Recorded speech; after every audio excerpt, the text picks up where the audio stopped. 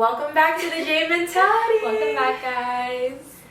So, what are we talking about today, girl? So we're going to be talking about how to be happy on your own being single. Even though we're not single, we could definitely talk on this topic about how when we were single and what we did to be happy in that state. Yes.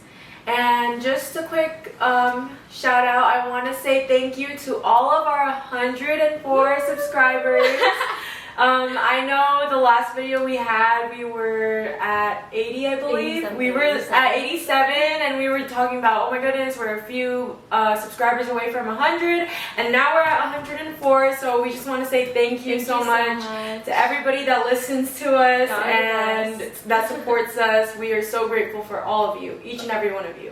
So, thank you guys so much. Thank you. Okay. So, Jackie, do you want to lead us on this topic? Yes, definitely. So, I actually want to go back to the time that I was single, both before I got in a relationship and then after I got out of the most toxic relationship I feel that I could have been in my life. Mm-hmm. So, at the beginning, before that relationship, the toxic one, I was doing pretty good. I was living the hot girl life, I could say, and I definitely was going out a lot with my friends. I was doing everything that I loved, and I was just in a happy state of mind. But I do feel that at that time I was very careless as well, and I wasn't really doing that much self-reflection or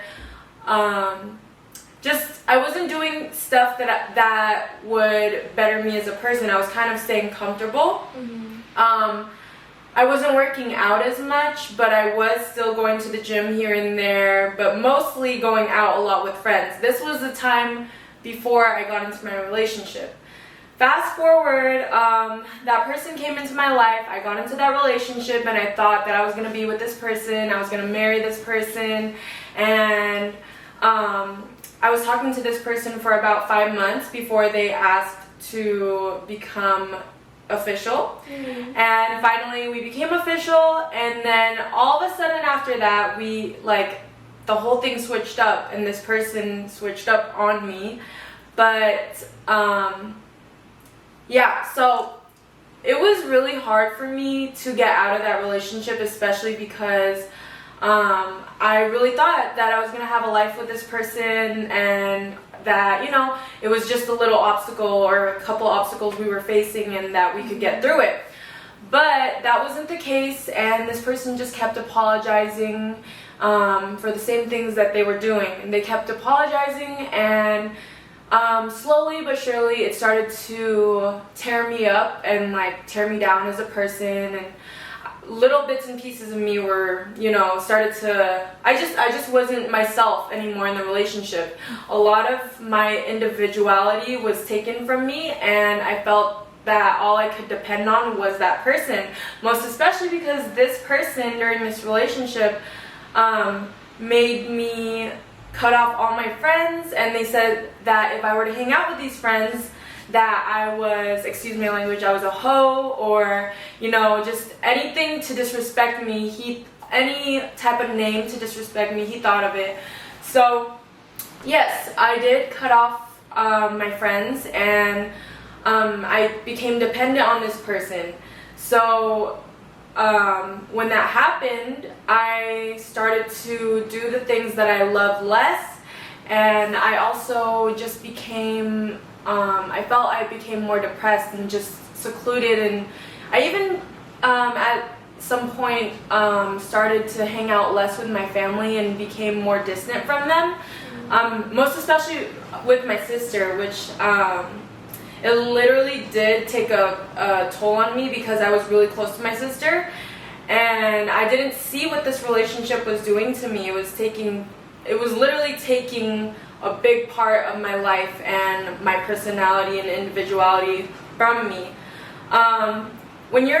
To all the people out there that are in toxic relationships or were in toxic relationships, you know that it really is hard to get out of that, especially because when you're in that, you love the person so much, or you just feel so much love for that person, so you feel stuck and you don't know what to do, most especially because you feel that you have no one to turn to. So I was in that stage, and it was about to be a year or so, and it was just getting really, really bad. Fast forward again, we both ended up just, it was a really bad breakup. It ended off pretty bad, to the point where it almost was taken to like court. And yeah, so that's what happened, and I was really, really hurt from this relationship, especially because at that point I felt I had nobody, and I didn't want to turn to anybody because I felt so bad that I cut these people out of my life, and I felt ashamed I'd feel ashamed if I were to go and ask them for help or comfort. So I stayed to myself, and for 2 weeks straight, I literally was in my room, and after everything had happened and after it was officially over, I stayed in my room for 2 weeks straight. I didn't eat, I didn't drink any water. I was literally just leaving my room to, use the restroom or get snacks here and there, but it would be like once a week or twice a week that I would eat. And I got so skinny and so unhealthy mentally, and it was just a really, really vulnerable time for me. And my sister, so at the time I moved back into my parents' place, and my sister was actually, she had seen what had happened to me, and my parents had figured, so everyone was trying to get me out of my room. They called up my cousins would try and call me, try to come over and get me out of my room and bring me food. And my sister would try to bring me food or try to cook something for me to eat, just so I had something in my system. And yeah, I was just going through it, and I felt that I was never gonna get better, and I was never gonna be happy again, and that I would overall just never find anybody, because I felt like the other person was my world, but then actually they were like they were ruining my world. But then something, so back to that time when we finally had ended things, one of the main reasons that it actually ended was because, so at that time I did lose one of my closest friends, R.I.P. Nicole. And yeah, it was crazy because during the funeral, like, I knew that I was getting a sign because my ex and we actually fought at that funeral, and it was because he was checking another girl out. Yeah, he was checking another girl out at the funeral, and I was just like, are you serious? Like, yeah. So then something just inside of me was like telling me, no, this needs to be over. And then, so we fought about it, and then it was just a really big fight, and then a bunch of stuff happened, and then it ended. And then, so fast forward back to the 2 weeks that I was in my room, I was thinking really hard about my best friend that had passed away. And this was in August of 2021. She actually had gotten like a journal for me. So when I got that journal, I just feel like it was a sign to start working on myself. So I got that journal, you guys, and sorry, I did cry, yes, because this person, when she was here, and her name is Nicole, she was really there for me in the ways that I really try and be there for other people. And I'm so thankful for her. I forever will be thankful for her, because she showed me that no matter how a person treats you, you can't change how they treat you, but you can change the way that you react to them, and you can change the way that it affects you. And so, yeah, that actually really stuck with me ever since I met her. And it's crazy because I was friends with her for like a year and a half, and she and I became friends because we would just always meet at the most random places, like the gym, the boba shop, and like I would always ask her how she was, and eventually like she came to me at a really vulnerable time, and I feel like we were really helping each other at that time because she was going through a really bad and toxic breakup, and when I was single, I was helping her, and then basically it was the other way around.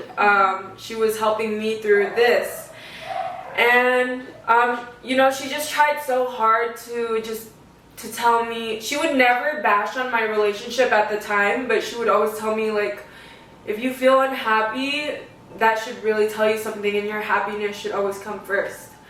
And it just didn't stick to me at the time because it was just really hard when I was in that relationship.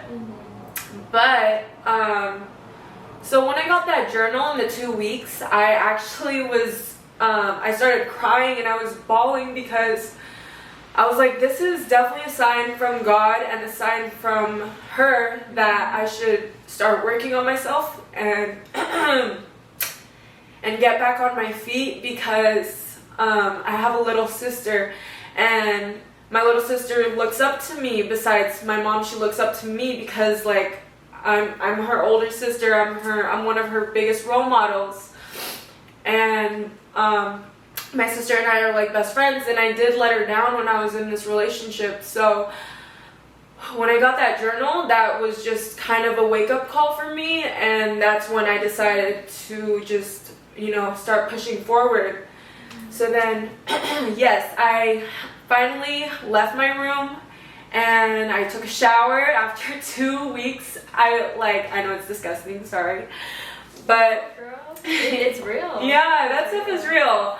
I was going through it, you guys. But anyways, I got in my room, I started going to the gym, and I started going consistently. I was using the gym as an outlet to take all of my pain and anger away. I would try and go as early as possible so that in case I was crying at the gym, like no one would see me. I was literally going as early as 5 a.m.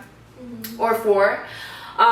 And I was also working at the hospital at the time, and it was just really hard to try and do both. Thankfully, my boss let me take like the 2 weeks off because she knew what I was going through, and she also knew I was going through the death of my best friend at the time.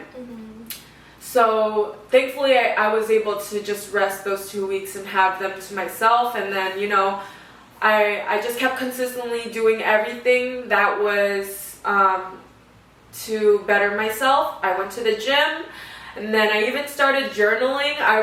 Any thought that I would feel, any emotion that I felt, I put it into that journal, and it was literally everything I was feeling, everything I was thinking, because I felt like I couldn't go to anyone because no one would really understand what I was fully going through, or maybe they wouldn't know how to comfort me. So I was just writing everything down as another outlet besides the gym. I would go out into nature, and I would take myself out. I would get myself some food, or even make myself some food and sit in nature to enjoy that. And the sunlight, that's why I talk about the sunlight a lot, because it did help me a lot during that time. It was August, so around spring, summer. And I was just in the sun a lot, and it's being in the sun and being in nature, doing all those things, going to the gym and journaling, and just everything that used to make me happy, I started to do it. And slowly I started to pick myself back up.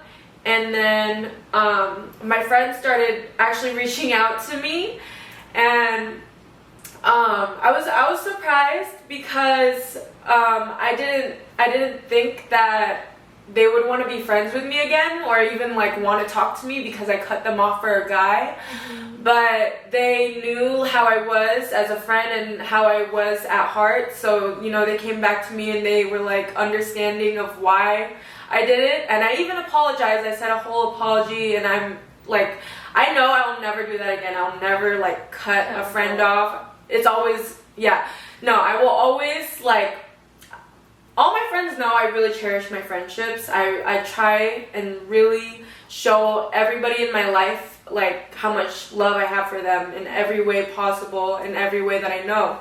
So I built my friendships back up again. I worked so hard to strengthen those relationships, especially because I was working so hard to strengthen a relationship that was tearing me down. So why not strengthen something that was good for me? So I did that, and I would hang out a lot with those friends, but we would do really wholesome things, like go to the beach and bring our journals there.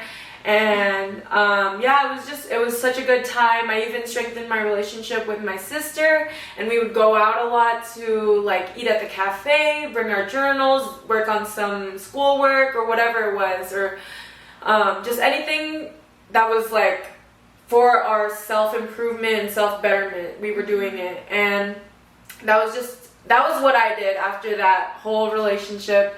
It was so hard to get back up, but honestly, for anybody that's going through it, or like you feel like you need to get out of something that's not good for you anymore, you need to put yourself first. You really need to put yourself first, because you're only going to hurt yourself by staying in something that's tearing you down little by little. You need to just, put yourself first. And so I did that, and then after about a year, like, I started talking to people again and letting people in, guys, I mean, so I started, like, dating, I guess you can say, here and there. And like, my boyfriend knows this. He knows that even in the time that he was talking to me, that there was other competition. But he was really persistent. Like, okay, so I feel like when I started to get better, that's when people that had a like mindset started to come towards me or approach me, and like, so I was just like, I was using what I learned from my past to help myself with these, like, potentials. So I was just keeping everything in mind. Like, I set boundaries. I even when my boyfriend first came to me, and by the way, we met at the gym. We actually mentioned the whole story in the couples video that we have. Couples video. Yeah. And he came to me, and the first, like, question he asked me was, like, he asked it out of respect if I was single, and I was like, yes. And then he asked for my number. I gave him my number, and then I told him right away from the jump, I literally said, I want to start off as friends first. I want you to respect me, and you can still take me out. You can pay for everything. You can take me out. You can court me, but it's not gonna be like, I told him we're not. I was like, you're gonna have to ask me to be your girlfriend officially, but I want to be friends first. And he did exactly that for 3 months.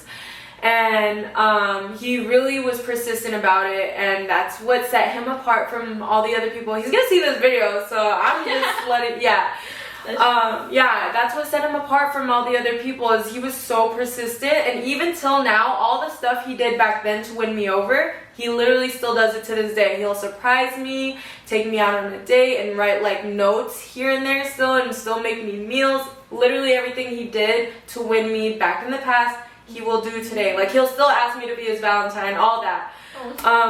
So I'm really thankful for that relationship, and I'm thankful I have somebody in my life that's very, very like, in the same mindset. And I just feel like the more that you choose to work on yourself, the more that you choose to do things that you love and that you're passionate about, to just better yourself as a person, the more those type of people will be attracted to you and just come and approach you.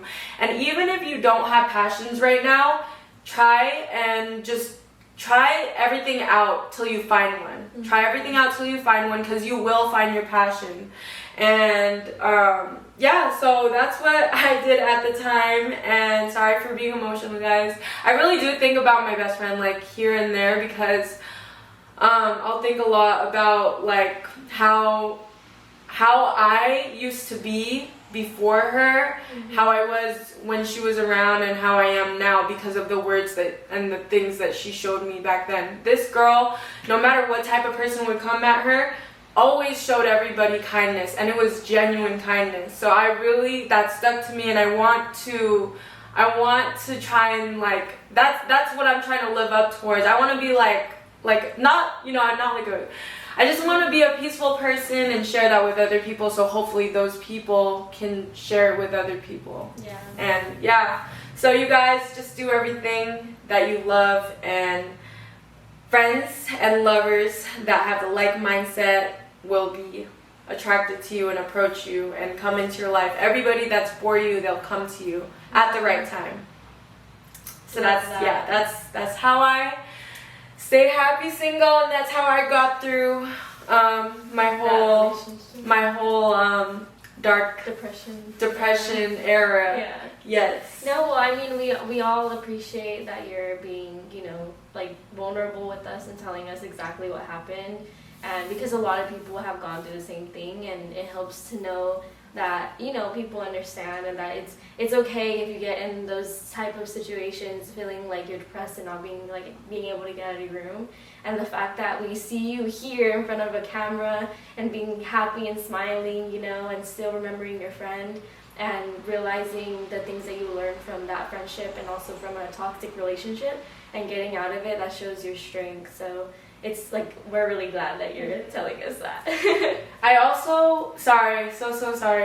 I wanted to add that try and just not be attached. I know it's going to be hard, but don't be attached to anybody. You need to be your own individual person. I know in that relationship, that toxic relationship, I was really, really attached. It's attached. Yeah, you need to learn how to be detached. And actually, that's something that I'm working on still. And thankfully, my boyfriend is the type of person that can be detached. He can literally, I want to be able to walk away. Well, right now I do feel that, but I want to be 100% about it. I want to be able to walk away from anything. No matter, just always show love, and no matter what these people do to you, their karma will come. So don't even look towards resentment, but rather just keep doing you, keep being genuine. Or if you feel you're not there yet, then keep doing the steps to help you get there and to be a more genuine person. Yeah, no, that's so true, because love is not attachment. I noticed that too I'll talk about that relationship, but a toxic relationship, it's only attachment. You have love for the person, but it's just because attachment is so strong that you feel like you can't leave. There's no way, Oh, yeah. Yeah, for sure. So I feel like that's a good point to bring up. Okay, so on to you, girl. Teach us, how do we stay single and happy? Okay, Single. so my story, so I understand her definitely from the toxic relationship point of view, but I'm going to have a little bit different type of, you'll see right now.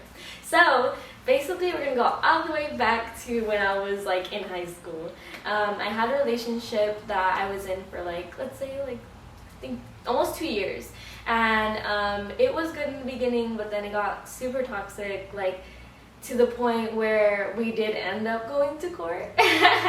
Yeah, so it was pretty bad. So he... Yeah, I didn't know that. You didn't know that?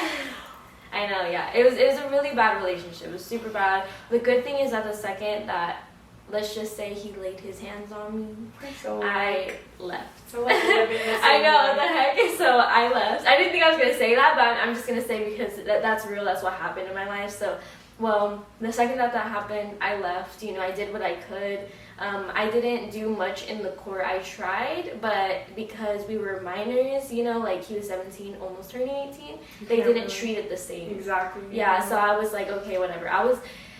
I had a little break. I stopped going to school because I was really depressed. Because for one, I broke up with this guy. We were together for a long time, and then also that happened, and I did not expect that from him because I loved him.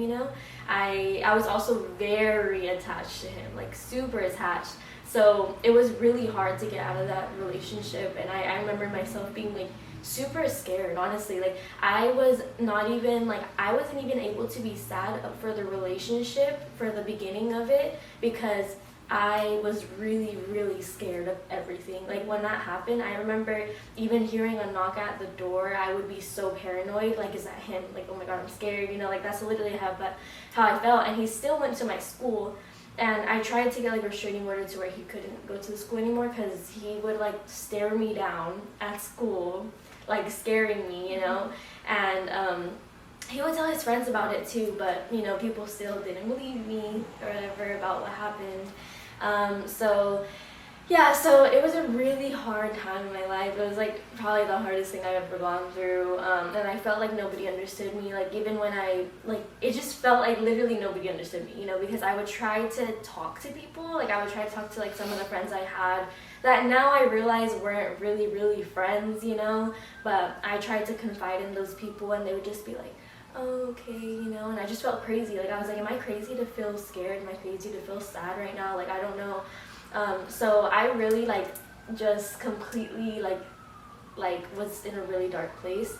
And I finally, like, I noticed, honestly, not a lot of people around me were really there for me, and my mom was really there for me. She was always there for me. Like, she was my rock during that time. Like, no matter what I went through, she'd always talk to me. She'd, like, remind me, this is not your fault. This is not, like, I always felt like did he do that because it was me, like, what did I do wrong, So she would always remind me that, and she really helped me get out of that dark place too. And at that time, that's when I was still, like, super skinny, and I was like, I hadn't started working out yet or whatever. So I was single for about a year during that time until I got into my next relationship.